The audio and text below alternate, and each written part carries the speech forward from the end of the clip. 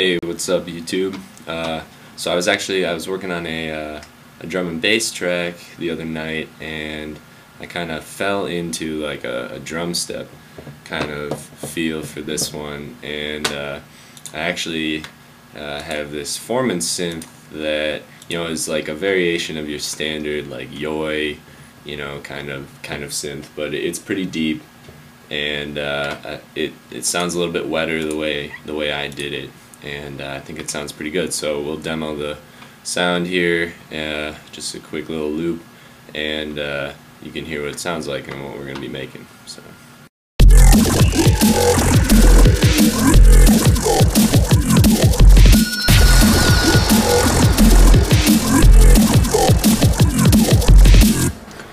that's like the basic gist of it.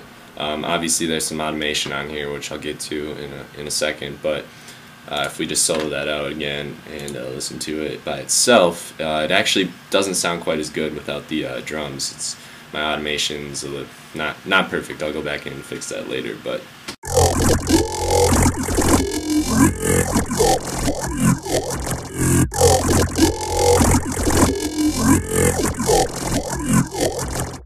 and of course it's getting ducked by the kick as well, so you hear that too. But so yeah, basically it's pretty simple to get the standard yoi. Start out with an operator, and I'll actually start out with a new instance of operator here, so we can build it from scratch. So basically the big things here are you're gonna have a white noise layer, which is, you don't have to worry about the phasing so much. You can change that if you want. It doesn't really make a huge difference because it's white noise. And you're actually going to dial that oscillator back a little bit, to like -9 point something, just so that it's not quite so loud. So at this point you have something like this with just standard white noise. Then your second oscillator is actually going to be a saw, and that one you can just crank all the way up. So get that here, get a nice saw wave. So you have your basic here. Oh, also we don't want to do those in series. We want to have them some. So that's not really much of anything at this point. Then if we come over here, you can leave this alone. Your pitch envelope, you're actually just going to spread a little bit, maybe around like 10%, and just drop it 2 octaves to -24, and then now here obviously is where we're getting into the wobble part, the actual yoi. If we turn on the filter, have a low pass 12 decibel, and then the frequency right around like mid 300s, so 350, 360 something, and then really important, you got to kick the resonance all the way up. So right now it's gonna sound like that because we don't have the LFO going. And now if we turn the LFO on and make sure you set it to sync for the mode, and then drop the amount down, I have it at 13% usually, but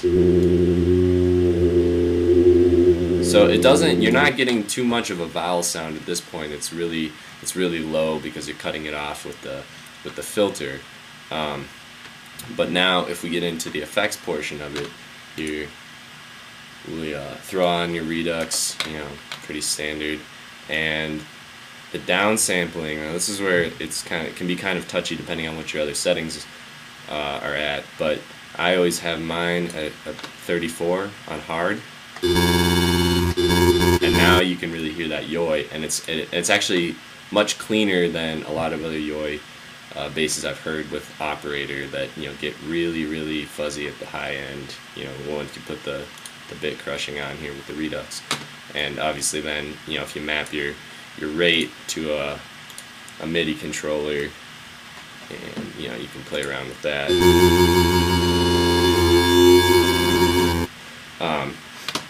So that's like kind of your basic yaw, and from there, actually, I'll throw on a compressor to compress it to the kick, which I'm not going to do here. But what I also do for this one is I'll actually throw on an overdrive just to give it some distortion, and I actually have two different overdrives going. I have one here that's kind of taking the body of it and making it a little more crispy. Drop it down to like 185 hertz or so, and about, I don't know, 8.2. And then you keep your drive and tone at 50. You can mess with those as needed. The dynamics I kicked all the way up to like 90%. Again, this is like more of a personal preference thing, and I can't even say how knowledgeable I am on what exactly that's doing to the sound, but just listening to it, like the settings that I have combined here sounded good to me. So now it's a little, you get that distortion, and now what really I think makes this kind of wet is you throw a phaser on top of that, and I kick the poles all the way up to 8 here, and keep it on earth. Color I brought up to about 90%, so pretty high in that range, and the dry wet all the way up. Frequency can stay about the same. Feedback. So now here I brought this up so that it was basically this, and drop the envelope down to about -9, and then bring your amount up between like 50 and 60%. I have it closer to 60, and turn it on sync. You can leave your attack, leave the release. You can play with those as you want. And I dropped the phase all the way down, and I left the offset as well. And now you get that wetness. And then what I did from there is I actually grouped this entire thing so that, and you could do this a number of different ways, but and then I just set up a macro, and I mapped the rate of the LFO. Yeah, sure. And the rate of the phaser. And notice those are both synced rates. That's important that you have it on the synced rate thing. So now we got that kind of thing going on. And then from there, it was really just me adding on some kind of random stuff over the top. Something that I found that I don't know if it really makes that big of a difference, but I definitely liked what it did to the sound overall, was I put a vocoder on top of this, and I enhanced the carrier signal. I had it on 24 bands. I had modulator. Left the voice sensitivity. I actually turned this to slow. Precise. This at 14 dBs. Negative infinity, 100. I actually had this at like 14 kilohertz, and I had this at about 60. And then here's where I dropped the depth down to like 65%, 67, something like that. Brought the attack up to about 3.5 milliseconds. And now we're starting to hear, actually, go back and we'll just go like this. So you can hear that now. And then I basically left the Formant where it was. I don't know, for whatever reason I had it at like -0.8 or something. The dry wet all the way up. I had the release all the way down.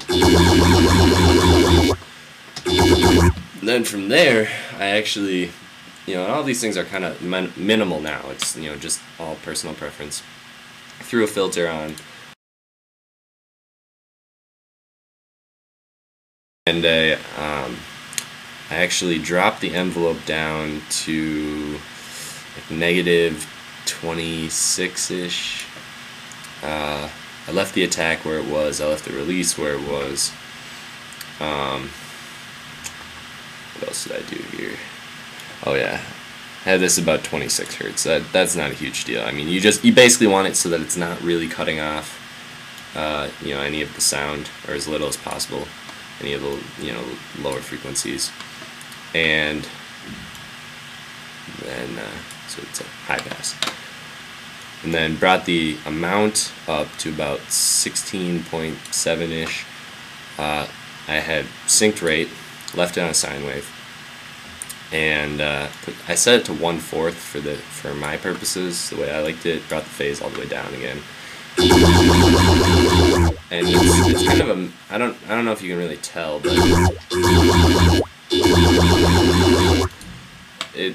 it's really, you know, personal preference once again. And then just over the top of that, I just threw a limiter, just to make sure that I was keeping everything from clipping. And of course I didn't do this properly. I mean, I just threw a limiter on there and, you know, let it do the work for me, and I didn't actually go in and adjust the gain and, you know, look at it and make sure the ceiling was at the proper, you know, proper height for the cutoff. But, you know, that's something that you can do at a later point, you know, in your mixdown process or whatever. And yeah, so go back and give this a listen. Started from the beginning of the drop here, and that's basically it, guys.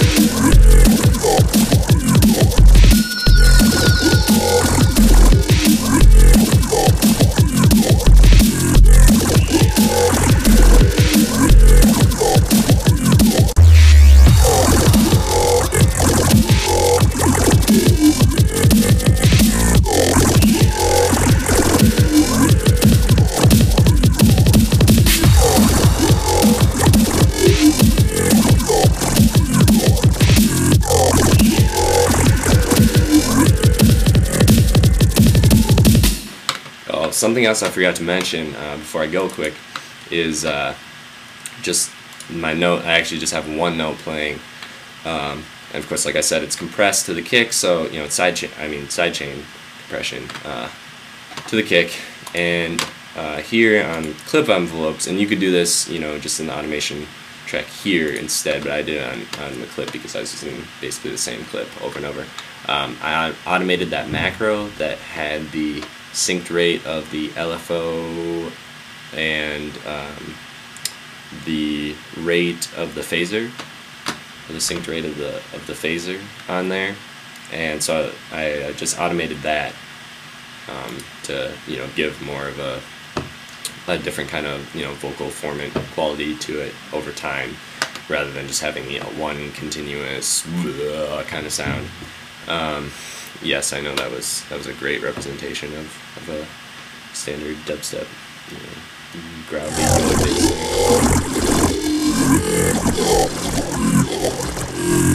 And you know, anytime that I drop the levels down here, you know, you're getting the really fast LFO with the really fast phaser, so you're getting kind of those, you know, little more wet kind of poppy blips down at the bottom. You know, and so that almost gives you a different sound entirely than what the rest of the bass is about. But so, you know, it kind of does two jobs in one in some ways, but I like it. So anyways, I hope you guys found this useful, and if you have any questions or any other requests, definitely let me know. Alright.